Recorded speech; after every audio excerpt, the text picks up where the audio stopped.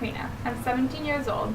A little bit about me is I love to rock climb, go for walks, see nature, journal, do art, socialize, and I'm a young carer. Today I will share with you what a young carer is, my personal story, what resources are out there, and what you can do to make a difference. By definition, a young carer is someone who helps to look after a family member that has any kind of disability, mental illness, drug, or alcohol problem. A lot of young carers don't realize they are carers as they naturally do it from a young age. The problem is, these young carers will often take on additional responsibilities which takes them away from being a kid and having fun. Often young carers are so busy taking care of others, they don't take care of themselves. An article called "It's Time to Care for Our Young Carers" by Andrea Britton, it says, data from Statistics Canada indicates that 1.9 million Canadians between the age of 15 and 29 are young carers.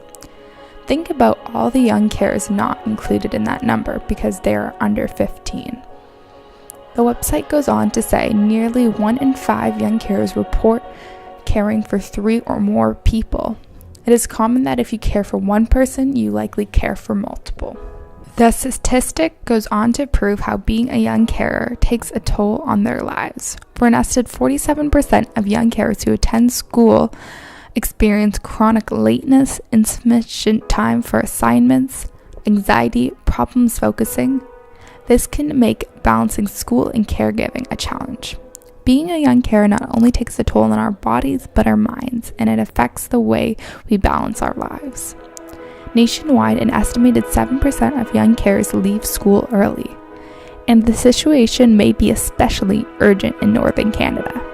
In 2006, an estimated 46% of youth in the Yukon and Northwest Territories and Nunavut provided some form of unpaid care to others. 46%. That's just under half the population, and that was in 2006. Think about how much that number has grown today.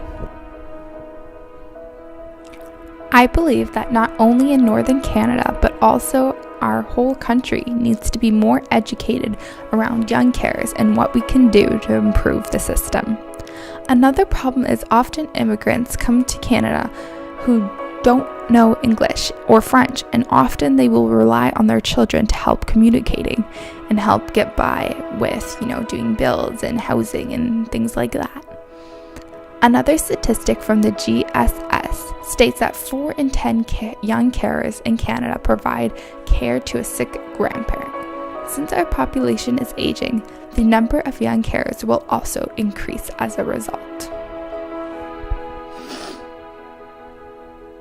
Canada has very few programs for young carers, and as a country, we need to develop more resources and support groups for young carers that are accessible for all communities. In an article called "Young Carers in Canada," the author says it is estimated in Australia, a country with a population 2/3 our size, that the labor of young carers annually saves the health and social care system more than $18 billion. $18 billion a year. That is a very large number. Although it is not our country, it just goes to show the extent of young care. Young carers should not have to be responsible, and if they are, I believe that there should be government funding for these young carers. I'm a part of a family of 5. With an older sister and a younger brother. I am the middle child. I am in between 2 siblings, both with bipolar disorder. Bipolar disorder is a mood disorder where the person will experience extreme highs and lows and will struggle to balance them. My family has given many mental health talks at different churches within the Greater Toronto Area. My mom is also in the process of writing a memoir of our family story. In grade 11, I created a video in a program called Da Vinci, and it is about my personal story as a young carer.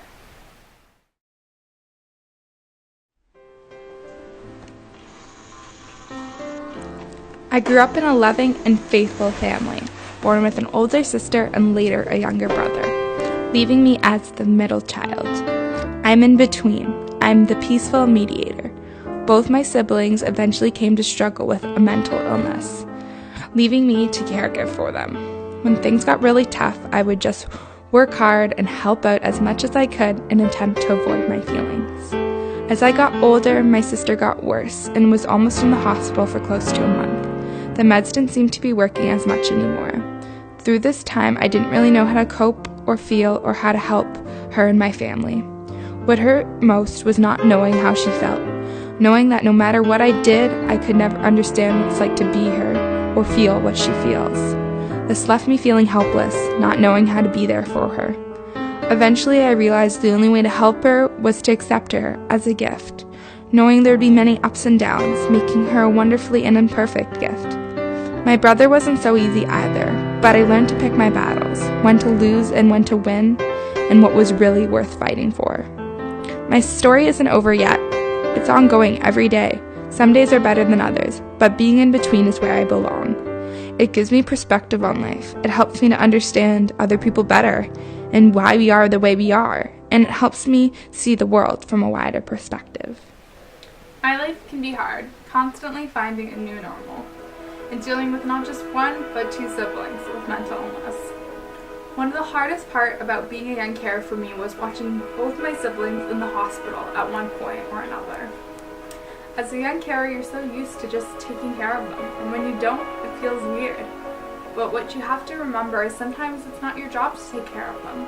One of the best ways to cope is just making sure you are mentally healthy. My best advice as a young carer is don't be hard on yourself. Take breaks, have your own fun, and advocate for yourself.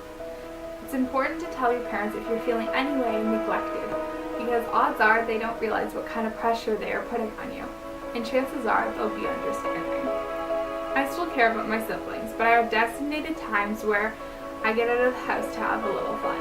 It is important as young carers to still have our own lives without feeling guilty for doing so. There are many ways to cope as a young carer. It is very important to talk about your problems to a trusted adult like a teacher, guidance counselor, or family member. For me, I've reached out to guidance counselors, teachers, and friends for help and advice.